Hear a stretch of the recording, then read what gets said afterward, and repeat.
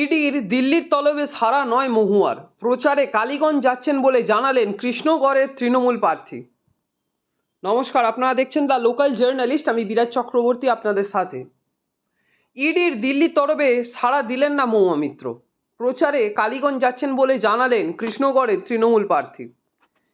বিদেশি মুদ্রা লেনদেনের সংক্রান্ত মামলায় মহুয়াকে আজই দিল্লি তলব করে ইডি। আগেও একবার ইডির সামনে সাড়া দেননি মহুয়া। এর আগে প্রশ্ন ঘুষকাণ্ডে মহুয়ার একাধিক ঠিকানায় তল্লাশি চালায় সিবিআই। এই মামলায় মহুয়া মিত্র সংসদ পদও খারিজ হয়ে যায়। আজ শিল্পপতি দর্শন হীরানন্দানীকেও তলব করেছে ইডি। বৃহস্পতিবার সকাল 9:40 মহুয়া মিত্র জানিয়ে দেন কালীগঞ্জের নয়াচর গ্রামে তার পূর্ব নির্ধারিত প্রচার কর্মসূচিতেই যাচ্ছেন তিনি। ফলে তিনি যে এদিন দিল্লি যাচ্ছেন না সেটা স্পষ্ট। ঘটনা হলো, এর আগে গত শনিবার ঘুষের বিনিময়ে প্রশ্নকাণ্ডে কৃষ্ণনগরের তৃণমূল প্রার্থীর একাধিক ঠিকানায় তল্লাশি চালিয়েছে আর এক কেন্দ্রীয় এজেন্সি সিবিআই। এমনকি মঙ্গলবার তার ব্যাপারে প্রধানমন্ত্রীর সঙ্গে কথা হয় কৃষ্ণনগরের বিজেপি প্রার্থীর। এবার মহুয়া মিত্রের বিরুদ্ধে তৎপর ইডি।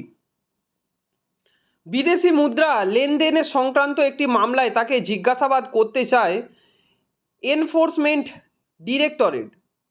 এই সূত্রে এদিন ডেকে পাঠানো হয়েছিল তৃণমূল প্রার্থীকে, কিন্তু প্রচারের পূর্ব নির্ধারিত নির্ঘণ্ট মেনে এদিন নয়াচর গ্রামে এগোন মহুয়া। প্রসঙ্গত, ঘুষের বিনিময়ে প্রশ্নকাণ্ডে অর্থনৈতিক আচরণের জন্য গত 8 ডিসেম্বর নীতি কমিটির সুপারিশ মেনে তাকে লোকসভা থেকে বহিষ্কার করা হয়। সেই নিয়ে সংসদে জোর বিতর্কও হয়, কিন্তু সেখানে কথা বলার সুযোগ পাননি তিনি। নিয়ম বহির্ভূতভাবে আদানিদের হাতে একাধিক বন্দর তুলে দেওয়া থেকে গৌতম আদানির সঙ্গে কেন্দ্রের বিজেপি সরকারের সম্পর্ক নিয়ে লাগাতার সুর চড়াতে শোনা গিয়েছিল তাকে। সংসদের শীতকালীন অধিবেশনেও এ নিয়ে ফের সরব হবেন বলে জানিয়েছেন তিনি।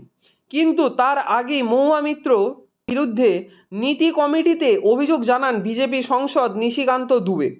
তারপরের ঘটনা প্রবাহের সাক্ষী থেকেছে গোটা দেশ।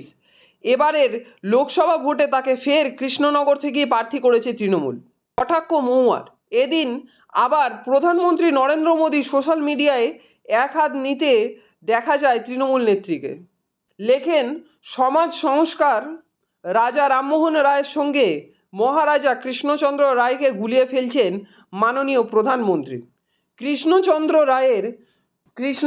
রায়ের সমাজ সংস্কার তাই পড়ানো হয় বলে জানিয়েছেন উনি। হোমওয়ার্ক করে আসেননি স্যার, কেন এমন কটাক্ষ করলেন তিনি? এই বিষয়ে আরও আপডেটস পেতে অবশ্যই দেখতে থাকুন দ্য লোকাল জার্নালিস্ট চ্যানেলকে। ধন্যবাদ।